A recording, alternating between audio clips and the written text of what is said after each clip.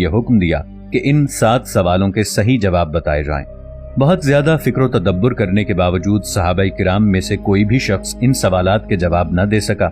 جب انہوں نے دیکھا کہ مسلمانوں میں سے کسی ایک شخص نے بھی اس کے سوالوں کا صحیح جواب نہیں دیا تو وہ شخص کہنے لگا کہ اے مسلمانوں کے خلیفہ، تم مسلمانوں میں سے کوئی بھی میرے کسی ایک سوال کا جواب بھی نہیں دے رہا، تو کیا میں یہ سمجھوں کہ تمہارے نبی نے آخری نبی ہونے کا جھوٹا دعویٰ کیا تھا؟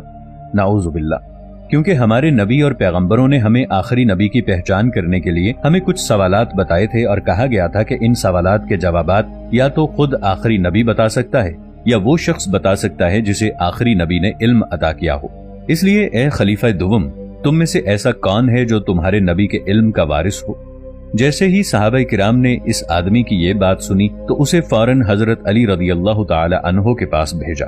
جیسے ہی وہ شخص حضرت علی رضی اللہ تعالی عنہ کے پاس پہنچا اور انہیں اپنا سارا واقعہ سنایا اور جو سوالات اس نے حضرت عمر فاروق رضی اللہ تعالی عنہ سے کیے تھے وہی سوالات حضرت علی رضی اللہ تعالی عنہ سے کیے، تو حضرت علی رضی اللہ تعالی عنہ نے فرمایا، اے ابن آدم، تمہارا پہلا سوال یہ ہے کہ وہ زمین کی کون سی جگہ ہے جہاں سورج کی روشنی ایک بار پڑی؟ اے انسان، یہ جگہ سمندر کا وہ راستہ ہے جہاں سے حضرت موسیٰ علیہ السلام نے اپنی قوم کو ایک بار گزارا تھا۔ اللہ نے حضرت موسیٰ علیہ السلام کو حکم دیا تھا کہ اپنا عصا سمندر میں ماریں۔ جیسے ہی حضرت موسیٰ علیہ السلام نے سمندر میں اپنا عصا مارا، سمندر 2 حصوں میں تقسیم ہو گیا۔ حضرت موسیٰ علیہ السلام کی قوم حاکم وقت فرعون سے بچنے کے لیے سمندر کے اس راستے سے گزرنے لگی۔ جب حضرت موسیٰ علیہ السلام کی قوم سمندر کے اس حصے سے گزر رہی تھی تب وہاں سورج کی روشنی پڑی تھی۔ حضرت موسیٰ علیہ السلام کی قوم کے گزر جانے کے بعد وہ سمندر اسی طرح آپس میں مل گیا اور آج تک وہاں سورج کی روشنی نہیں پڑی۔ یہ واقعہ قرآن مجید میں موجود ہے۔ تمہارا دوسرا سوال یہ ہے کہ زمین میں ہر درخت پانی کی وجہ سے پیدا ہوتا ہے، وہ کون سا درخت ہے جو بغیر پانی کے پیدا ہوا ہو؟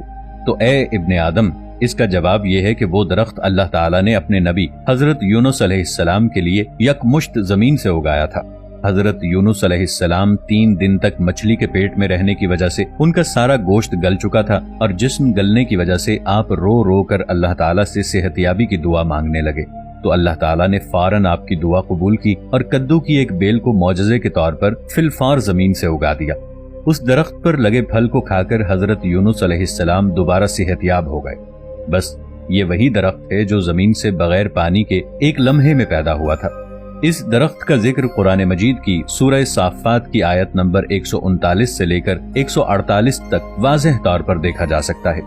تمہارا اگلا سوال یہ ہے کہ وہ کون سی ایسی چیز ہے جس کے نہ ہاتھ ہیں، نہ پاؤں ہیں، نہ جسم ہے، بس منہ ہی منہ ہے؟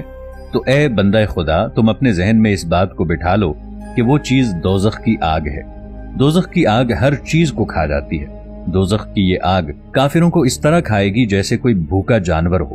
اسی لیے اللہ تعالیٰ قرآن مجید کی سورۃ الفرقان کی آیت نمبر 12 میں یہ ارشاد فرماتا ہے، جب دوزخ کی آگ ان لوگوں کو دور سے دیکھے گی تو یہ لوگ دوزخ کی آگ کا جوش مار مار کے چنگھاڑنا سنیں گے۔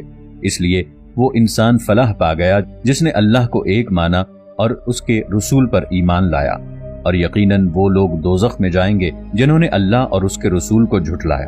تمہارا اگلا سوال یہ ہے کہ وہ کون سی ایسی چیز ہے جو ہاتھ پاؤں کے بغیر ہے لیکن وہ چلتی ہی رہتی ہے؟ تو اے ابن آدم، وہ چیز پانی ہے۔ روز اول سے پانی چلتا ہی آ رہا ہے۔ ناظرین، پانی کے چلنے میں اللہ تعالیٰ نے انسانوں کے لیے ایک یہ بھی راز رکھا ہے کہ اگر تم ہدایت کے راستے پر چلو گے تو تمہارے لیے خود بخود راستے بنتے چلے جائیں گے، جیسے پانی خود بخود اپنا راستہ بنا لیتا ہے۔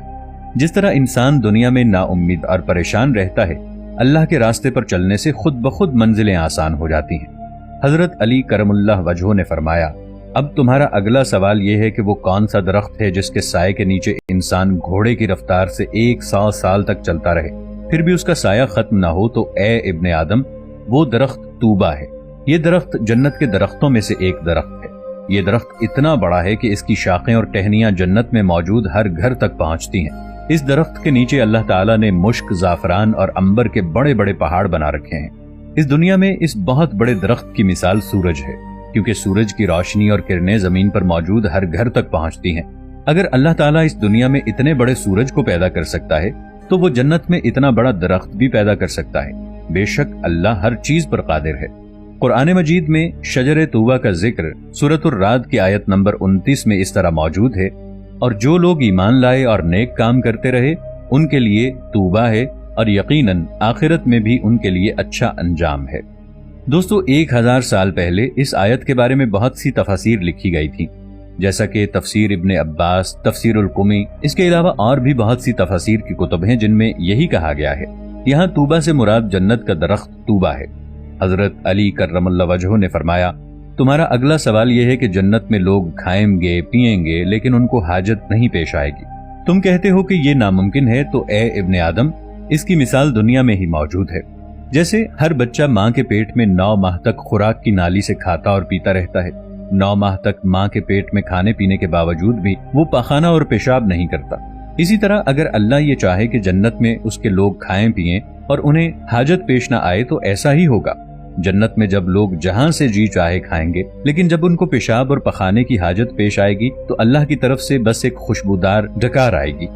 اب تمہارا اگلا اور آخری سوال یہ ہے کہ اگر جنت میں دروازے ہیں تو میں ان دروازوں کے تالوں اور چابیوں کے بارے میں معلومات فراہم کروں، تو اے ابن آدم، جنت کے دروازوں کے تالوں سے مراد اللہ تعالیٰ کے ساتھ شرک کرنا ہے۔ جو کوئی اللہ کے سوا کوئی اور معبود بنائے گا اس کے لیے جنت کے دروازوں کے تالے کبھی نہیں کھلیں گے، اور ان کی چابیاں نزع کے وقت سچے دل سے لا الہ الا اللہ محمد الرسول اللہ کی گواہی دینا ہے۔ اللہ تعالی ہم سب کا خاتمہ ایمان پر کرے، آمین۔